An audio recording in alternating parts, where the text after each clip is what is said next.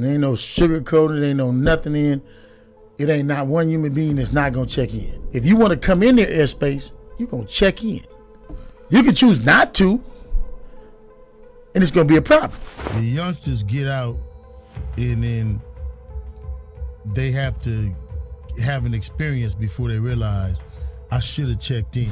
So after I talked to Nipsey and I was like, yeah, I love you, cuz, or whatever like that, I'll see you later or whatever. So I hung up the phone. I thought Big U gave wrong information. 30 minutes later, the homies blowing me up like they just killed Nip. This is my last video before I turn myself in.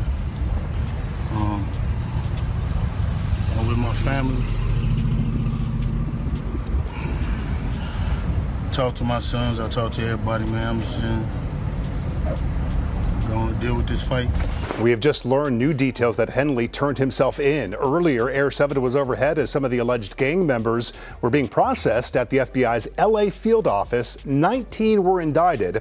The FBI says Henley headed up the local Crips gang for decades. If you thought checking in was just a casual thing rappers do to show love when they hit a new city, the Big U federal RICO case just exposed a much darker truth about the whole notion of checking in. For years, Big U was acting like a community leader and behind the scenes power in hip-hop, managing artists like Nipsey Hussle and running youth programs. But now the feds are saying Big U took a street code and turned it into a full-on criminal operation, racketeering, extortion, and even getting rid of people for the pettiest reasons. And get this, the feds actually talked about checking in their indictment against Big U, claiming the whole thing is a front for a mafia-like operation. So what's the deal with checking in? Is it really all about respect, or is it just a dangerous street tax with deadly consequences? From Nipsey Hussle to Pop Smoke and PnB Rock, checking in goes way beyond just talk. It's literally life or death. The Big U RICO case has reignited the debate over checking in culture. So let's dive in and break it all down. Justice for them.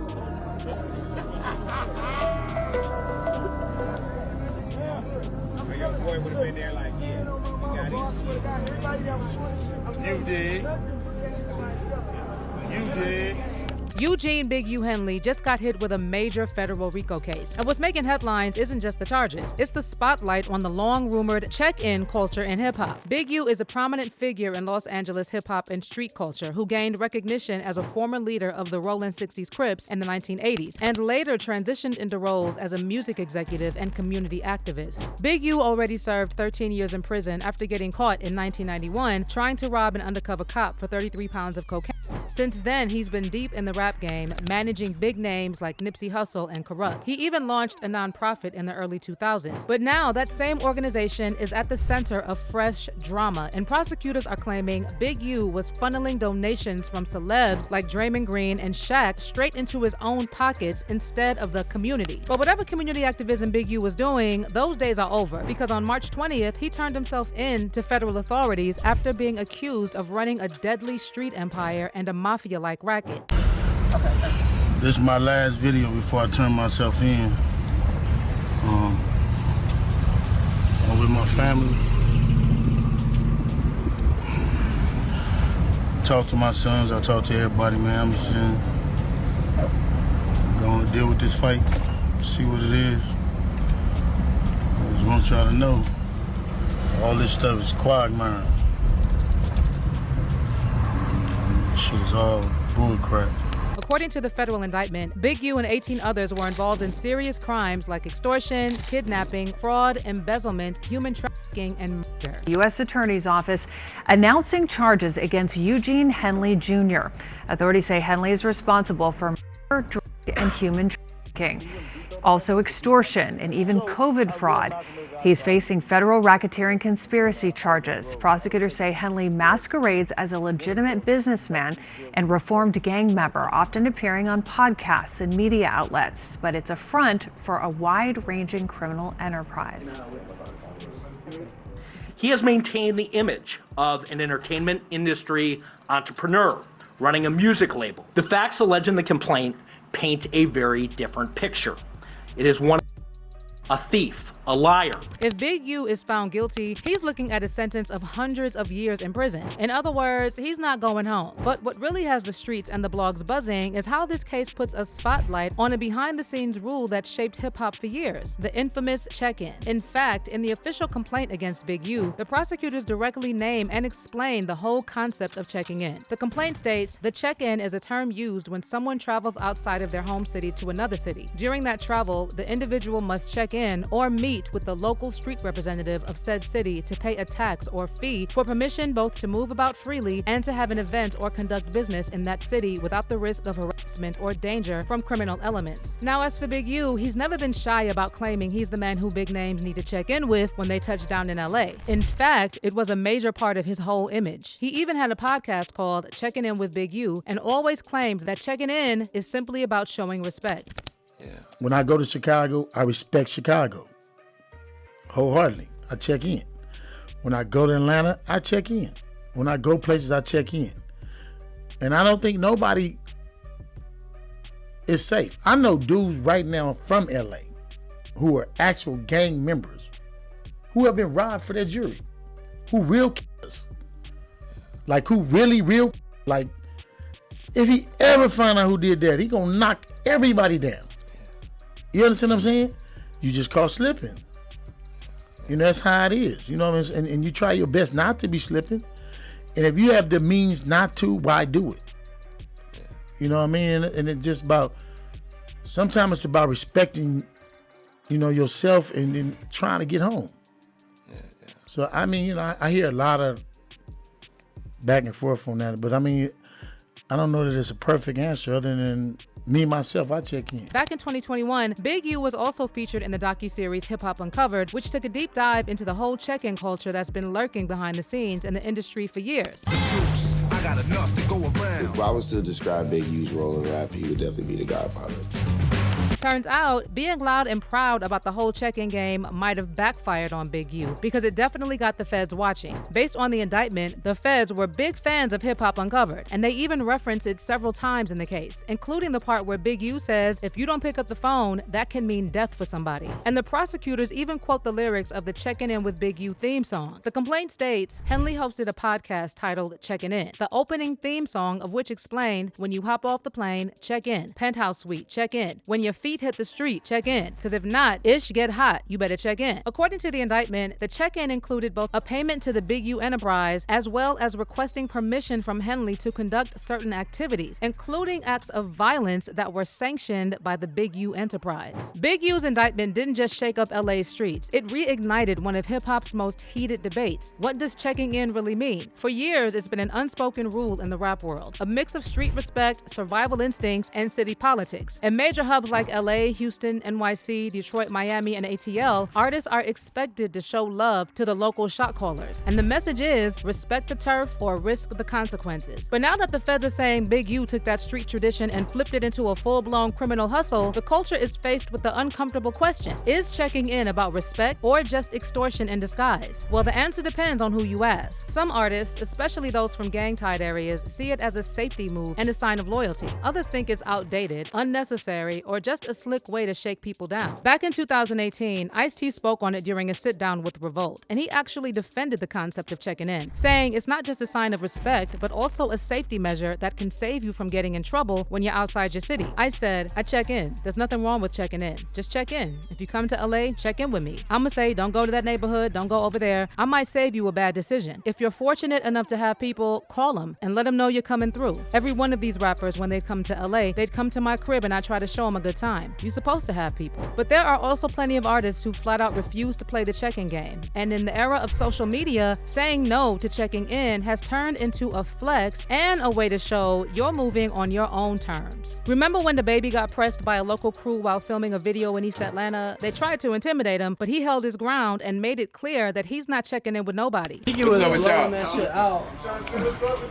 What's happening? Oh yeah. Oh.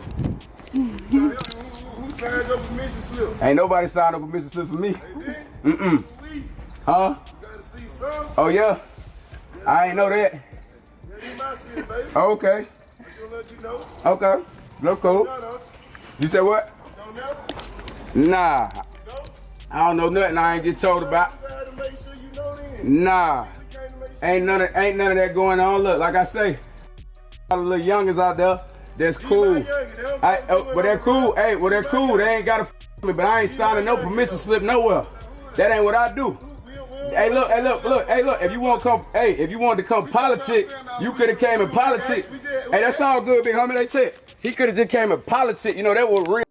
I ain't no pee-wee. But check out what I'm saying. I ain't no pee-wee though, so it don't go like that. It gotta be respect. Come on, Kiki. Ain't no next time I don't check in, bro. Look, like I say, next time you just say, hey, come holler at me, bro, and I come holler at you. You see what I'm saying? But I ain't gonna never check in. Hey, I'm not checking in nowhere. The baby later spoke on the incident with DJ Vlad, and he doubled down on his stance on checking in, saying things could have gone left, but not for him, for those other dudes. Did you feel that it could have gone wrong? Yeah, your guy was on their side. Your guy was on their side, you know what I mean? It worked out perfect for him. You know, it worked out perfect for him. I really had just ordered, like, you seen like that film, like all them people out there, like the film crew. Mm-hmm.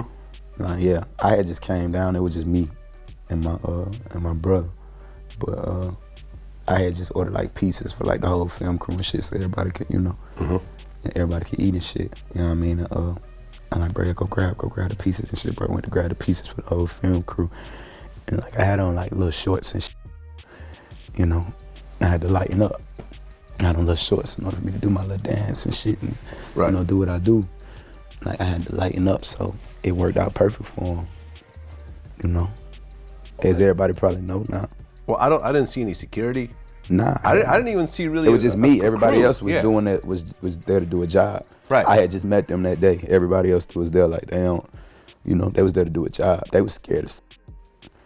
All them niggas was scared. Everybody out there was. It looked like a scary situation. It looked like it was about to go left.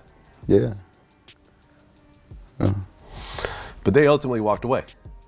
Right on time, too. Yeah. Tony Yayo also spoke out against checking in and explained how G Unit kept themselves safe while never checking in anywhere they went, including LA. Vlad TV every month. New York don't know nothing about checking. I know, I'm straight out of New York, Shout to my from New York, because that's a whole nother like lane. We've been coming to LA since 204, 205, and like they ain't never check in to nobody. No.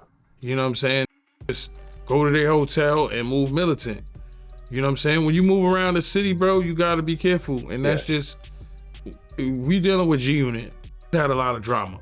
So you had to move militant. I think just going to the mall and just going here with jewelry on and this and that, and you gotta move militant, bro. Yeah. You got wherever you at, you gotta move militant, because will you over the smallest thing, especially if you an artist. Like rappers die more than anybody. You know what I'm saying? So it's like, you gotta move militant, bro. You don't need to just be out there. That's why assistants are there. Go to the store for you. Go pick up food for you. That's how I was taught. Go pick this up for you. And artists just chill, because the artist is the bag and the valuable one. Another rapper who refused to check in is South Central native and Kendrick Lamar's affiliate, Schoolboy Q. In a Drink Champs interview last year, Q kept it all the way real about the whole check-in culture, calling it stupid and explaining how checking in with the wrong people can have deadly consequences. According to Q, checking in comes from insecurity, clout chasing, and people trying too hard to prove they're tapped in with the streets. And he's not about that life. There's been rumors that LA is probably one of the most dangerous places for rappers. Do you believe that's true? Yeah. Because, I mean, everybody be checking in. That's your favorite thing to do. Check in with somebody that's gonna rob your stupid ass. Wow. Yo, you think that guy, the guy that you don't know in California got your back? The guy that got beef with other hoods and all this, you checking into that dude? Bro, just go to the hotel, get you something to eat, go back to the hotel. Do your business. Go have some fun. Where it's fun, why do you want to go over there? For what? Don't call me. Oh, it's a be having a nerve to call me sometime. Like, why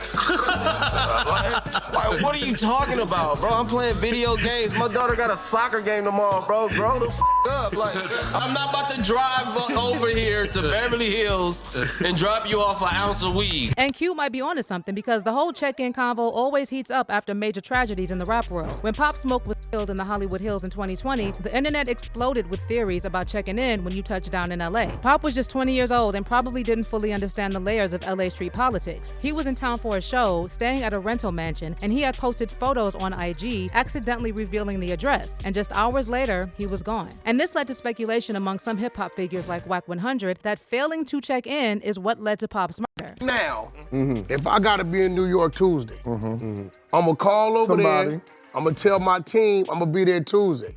They know my movement. They may say, Wack, you know that spot you stay at, it's a little hot. Or Wack, or what you gotta do? Okay, you know what? We usually don't, we're gonna pick you up from the airport and move. Usually they might meet me at the W in the lobby and we move, right? So checking in where I come from is just you communicating with your team. I could show up in New York with 100, what that means? I'm in that jungle, right? So if you come in this way, right, and you are artist and you moving around, right, you should want to check in with your team, right? That way, either if you need some assistance, you know where to go to. Checking in ain't about you getting extorted. And then Blueface stirred the pot when people thought he was telling out-of-town rappers to check in. The backlash was quick, but during a sit-down with Bootleg Kev, Blue backtracked a bit and said that the worst move you can make in LA is trying to link up with gang leaders because the first thing they'll do is extort you. Passed away out here, obviously, rest in peace to Pop Smoke. Yeah, R.I.P. Pop Smoke, man. About LA, you know, a lot of people, when they come to LA, they think it's one thing, but it's not. Definitely not. Yes. What is your, I guess, your advice to people who do come to LA? Because every rapper has a place in North Hollywood or in the Valley. Like, you know, everyone's here. So what is the advice you would give to artists that are coming to LA? Not even on some like gangster check-in shit. Nah, you know what I'm saying? And that's another thing. I think that's what the way they took what I was saying. Yeah, I knew what you like, meant though. Go find your local hood that's affiliated with what you. Honestly, that's the last thing I'm promoting. If anything, go find you a regular square dude that's got maybe a license or permit, or even a security guard, or even a friend of a friend who can, you know, pull up and provide you with, you know, the utensils that you need to, you know, defend yourself, or you know what I'm saying, or just more operates. That's all I meant by that. I wasn't saying go call the head of this gang and be like, no, that's the last thing you should do, because they gonna extort you. They gonna say, well, we need X and Y, Z amount. Now fast forward to 2022, 2 years after Pop Smoke's death, and PnB Rock was tragically killed during a robbery at Roscoe's Chicken and Waffles in South LA. PnB was eating with his fiancée when, according to police, one of the suspects tipped off others about his location. Inside, this footage recording in real time a major heist and about to go down.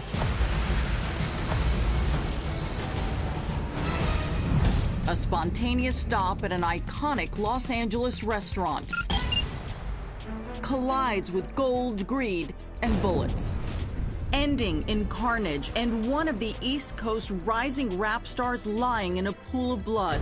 He was a guest in our community and was down. And just like that, the whole check-in combo came back. Some blamed PnB for being too visible, while others questioned if having local backing might have changed the outcome. The debate got heated, and LA artists defended their city, while outsiders called out the street politics expected of visitors. And that's when Big U chimed in. And while he said that PnB's murder case was about greed, he also hinted that things could have been different if he had checked in. And he even compared failing to check in to invading another country's airspace. When he was here, the situation that happened with PnB Rock at Roscoe's Chicken and Waffles.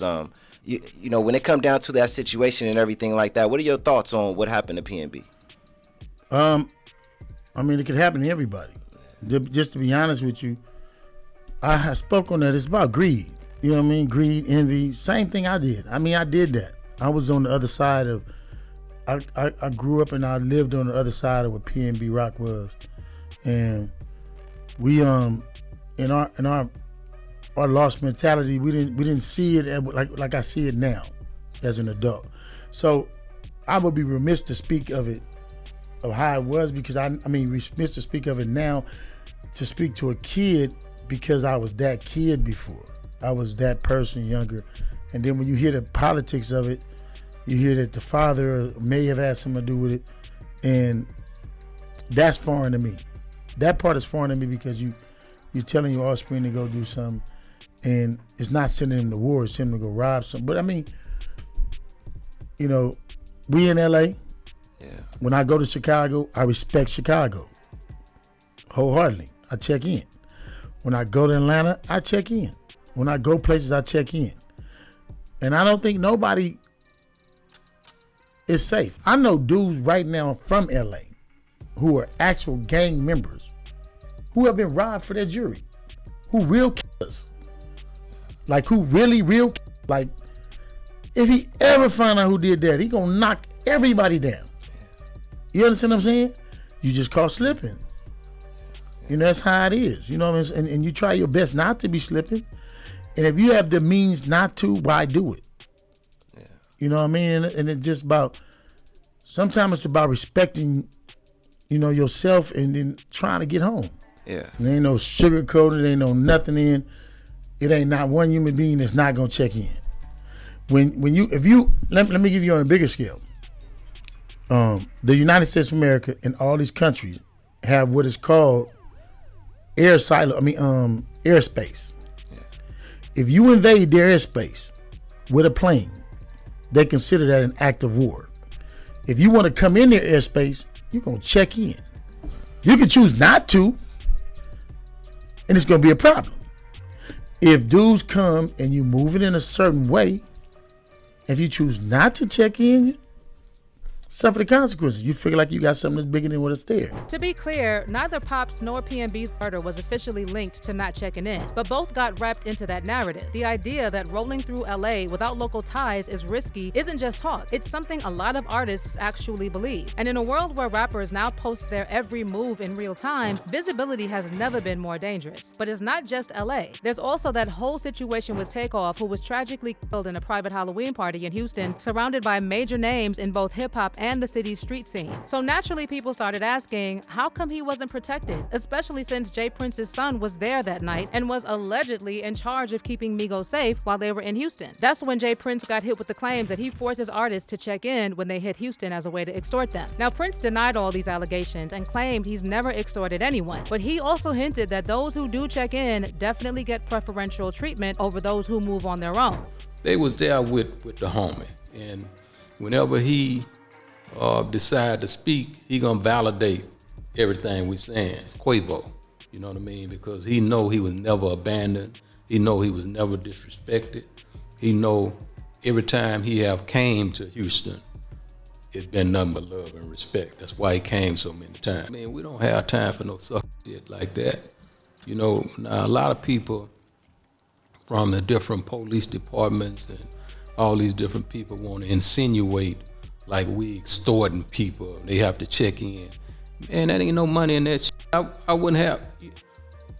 I got more money than I could spend, right? So I don't want to say go give you what. That shit ain't gonna work. It ain't gonna turn out right because really ain't gonna have that no way. You know, check in for what? But on the flip side, there is what you call a brownie point to be able to have us as friends. You know what I mean? I don't want to impose or force myself to embrace nobody. But by the same token, those that I respect and I befriend, there is a difference coming into the city as our friend versus by yourself. You know what I mean? And while people in the industry may have different views on checking in, with the Big U case unfolding, the feds are making it crystal clear for the first time ever that checking in isn't just podcast talk or a social media debate. It's front and center in a federal RICO case. And you can bet the ripple effects will go way beyond LA. Now, some will see checking in as necessary, just as part of moving smart in cities with deep street politics. But after the Big U case, the story's getting flipped. And now the highest levels of law enforcement are weighing in. But I want to know your take on the whole checking in debate. Do you see checking in as a sign of respect and street smarts, or is it just modern day extortion dressed up in culture? Should artists be expected to follow these unspoken street rules when they travel, or is it time to let go of checking in altogether? Leave your thoughts in the comments below and stick around for this next story.